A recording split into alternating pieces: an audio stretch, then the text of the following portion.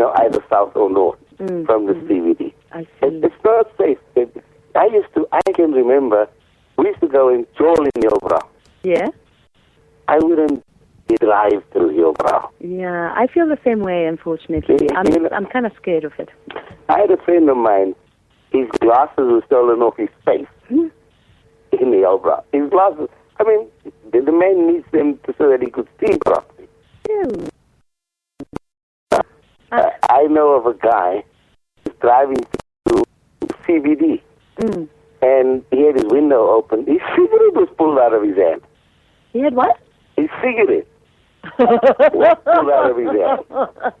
Oh, get out. Are you serious? Oh, no. Dead serious. No. I was, not so long ago, in President, on the corner of President and Riffic.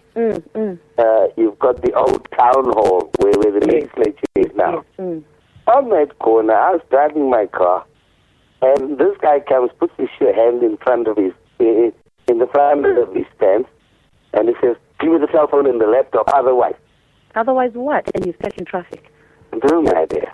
Yeah. I've got one of these stun guns. I zapped him. And then I got out of the car and I said, "Hey, why are you running away now?"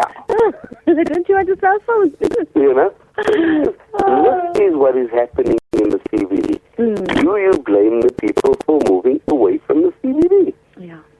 Rafiq, I have to move on, unfortunately. I've got a couple more calls coming through, and we only have 40 minutes left. Have a lovely one, my dear. Eid Mubarak, Rafiq. Thank you. You have a good one. Thank you. That's Rafiq in Johannesburg. And Tommy, good morning. Welcome to the conversation. Hello there. How are you doing? I'm great, thank you. You are on the other side you're across the pond, aren't you? I'm in Glasgow, Scotland, yes, indeed. Welcome to the conversation. What's in your mind? What was your name? Sorry, I never got your name, please. My name is Nambita. Sorry? Nambita. Nambita, N-A. what a lovely name. Yeah, you got it, Nambita. Nambita, lovely name. Yeah, well, Eid Mubarak to all the Muslim listeners, and when you hear someone saying Eid Mubarak, then you should say Khair Mubarak. Khair Mubarak. Khair Mubarak, yeah. Okay, Khair Mubarak, okay. Khair Mubarak. No, and so, nobody's going to say Eid Mubarak to me, but I will probably say it to somebody, because I don't... Yes, it's a wonderful day. It's a sacrifice. Many pilgrims are on their way or are actually in Mecca, where they do the annual pilgrimage. So peace and goodwill to all South African brothers or sisters doing their Hajj. And I just wanted to talk to your listeners. I phoned your radio station a few times before, and listening to the previous gentleman, what he was talking about, it really shows, in Scotland, many people in Scotland moan and complain about our situation, and we think we have got things bad here. For an example, in Glasgow, they're actually having to have food banks in Glasgow where people... They have what? Food banks, yeah. People are having to get together in the communities because things are so bad in the UK. I mean, everything is relative. I mean, I was listening to the previous caller and carjackings, and I know, crime and gun crime may be different in South Africa than what it is to the UK, and poverty may be different, but there's actually, and I'm phoning your station to let you know that there's bad poverty in the UK, and at the top of the UK there's a country called Scotland, and one of the poorest areas of the United Kingdom is a city where I'm phoning you from tonight at 22 minutes past 2. I'm phoning from Glasgow, and I'm just less than maybe a few miles away, where they're having a food bank in an area called Maryhill. Maryhill, they're having to get people asking for donations. The team that I support, Glasgow Celtic, our team is playing Partick Thistle, who's based in Maryhill, and we're asking fellow Celtic fans to bring tins of peas, beans, soup, bread, anything to help feed, because what has happened recently, the government is a fascist Nazi regime. You know, there's two governments which Scotland has got now. We've got one which is SNP, where they've got little Hitler, Alex Salmond, and then you've got another fascist person in David Cameron, and the policies that David Cameron is bringing in, there's tremendous social problems happening in the UK just now because of what the bankers have done in the last 5, 10, 20 years, where they inflated the housing market, they caused a bubble, and they compensated for the lack of jobs and the poor wages of people living. And how they did that was they opened up the bank doors and said to everybody, come in and get free cash. And they burdened all the people with this debt, but it wasn't free. And now people are suffering with this debt, and there's no jobs. And as I say, people are actually starving. And the blame for all this, it should be directed to the banksters because they've stolen everything. But this government is targeting the people, and it's really bad in Scotland. And I was just sending you this message to South Africa. I know the situation in South Africa, for what I've described to you, it probably means nothing, you know. But I'm just saying, in solidarity from my heart here in Glasgow, out to the good people of South Africa and Johannesburg and Cape Town, wherever you may be, anywhere across the planet. Peace, love and understanding to all, except his eye and his sister. So God bless, and hail, hail, Ducky Allah. Tommy, thank you so very much. You know, we think of... Tommy, are you there? I'm still here, yeah. Okay. Khoso, I'll be right with you. Tommy, you know, we are heading towards an election, and I always perceived the UK to have one of the most vibrant democracies. No. It's a lie. It's all a big fraud. Until the bankers who control society, until there's a box where you can vote out the bankers, the democracy that they ask people to vote for is nothing but a sham. Nothing but a sham. Even in your country, when they come to ask you to vote for whoever, if the banks are controlling the society, then, you know, what country have you got? I know South Africa got independence, and the black people. My wife is from a part of Africa just further north. My wife comes from Africa. But in South Africa, you know what happened under the white regime and with apartheid. But still, the people in control of the economy are still unelected, undemocratic banking regimes.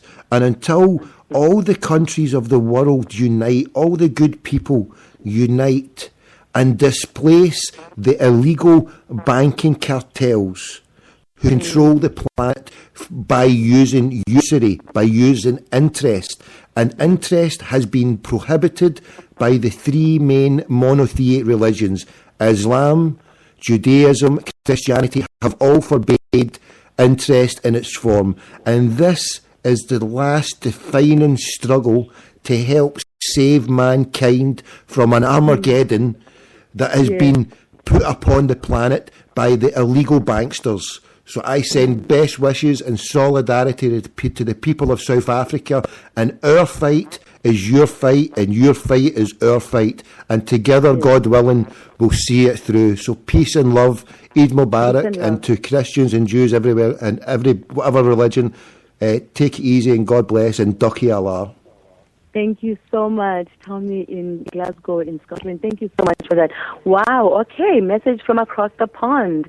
Very, very interesting. We always think that the grass is greener on the other side of the fence.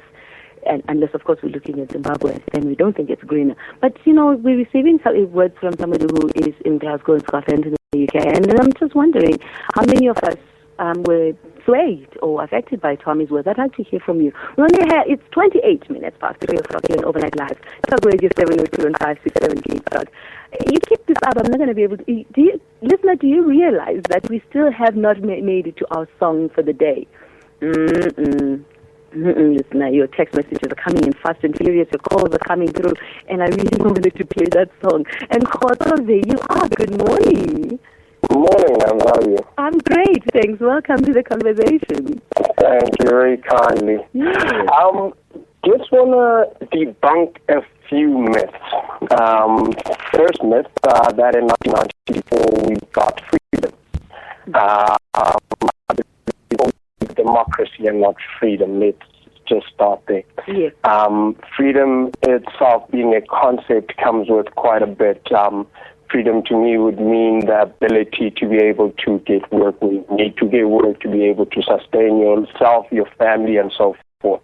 Right. The right to good health, good education, which we have none of so far in the country. That's still a fallacy.